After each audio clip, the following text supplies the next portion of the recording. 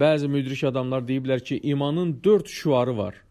Təqva, həyalı olmaq, şükr etmək və səbr etmək.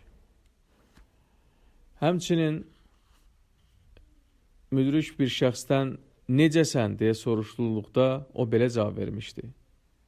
Rəbbimə müvafiqəm, nəfsimə isə müxalif. İnsanlara nəsihət edirəm, dünyadan da ehtiyacım olan qədər istifadə edirəm. Bəzi hikmət sahibləri 4 müqəddəs kitabın hərəsindən bir ifadə seçmişlər. Tövratdan Allahın ayırdığı payla qani olan həm bu dünyada, həm də axirətdə rahat olar. İncildən şəhvətlərinə qalib gələn həm bu dünyada, həm də axirətdə izzətlənər. Zəburdan insanlardan uzaq olan həm bu dünyada, həm də axirətdə nicata çatar. Quran-ı Kərimdən dilini qoruyan kəs həm bu dünyada, həm də axirətdə nicata çatar. Ömər radiyallahu anhu deyir ki, mən hər dəfə bir bəlaya düçar olduqda Allah mənə 4 neymət bəxş edir.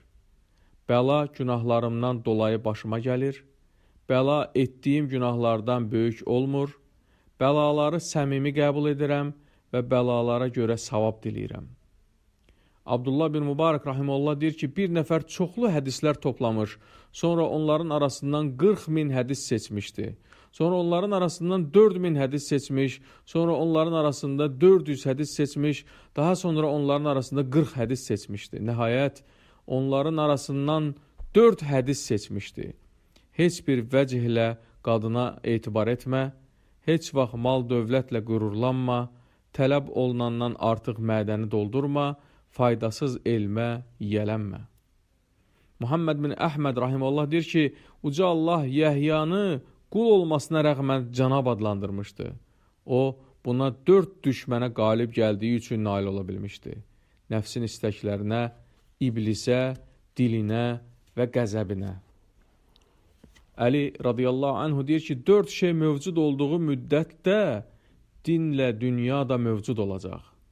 Varlılar əllərindəkinə paxıllıq etməyəcəkləri, alimlər yiyələndikləri elmə əməl edəcəkləri, cahillər bilmədikləri şeylərlə təkəbbürlük etməyəcəkləri və kasıblar axirətlərini dünyalarına qurban verməyəcəkləri müddətdə.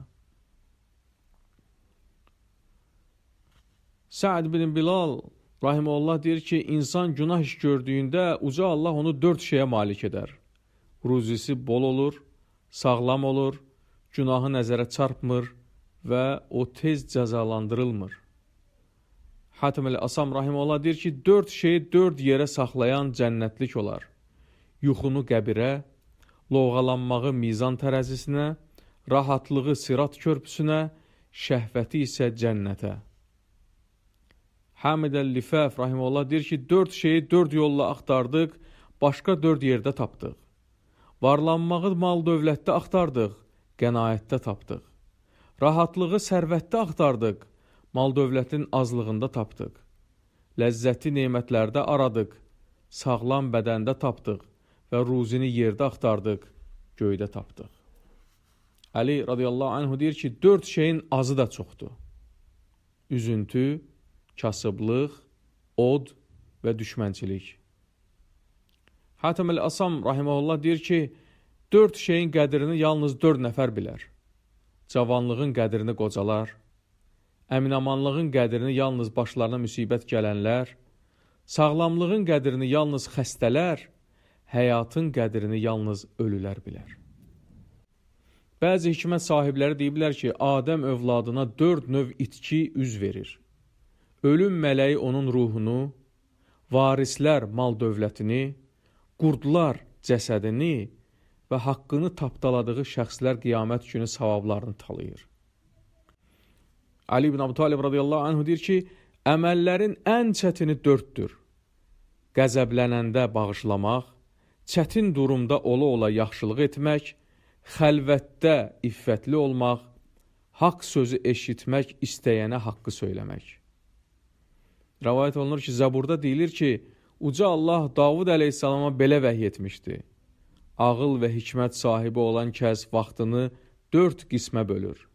Bir qismini Rəbbindən kömək diləmək üçün, bir qismini özünü haqq hesaba çəkmək üçün, bir qismini öz eyblərini özünə göstərən qardaşların yanına getmək üçün və bir qismini halal nemətlərdən həzz almaq üçün. Bəzi müdrik şəxslər də deyiblər ki, bütün ibadətlərin əsası 4-dür. Əhdlərə vəfa etmək, dinin sərhədlərini aşmamaq, itirilən nemətə səbr etmək və mövcud olan nemətlərə görə razı qalmaq.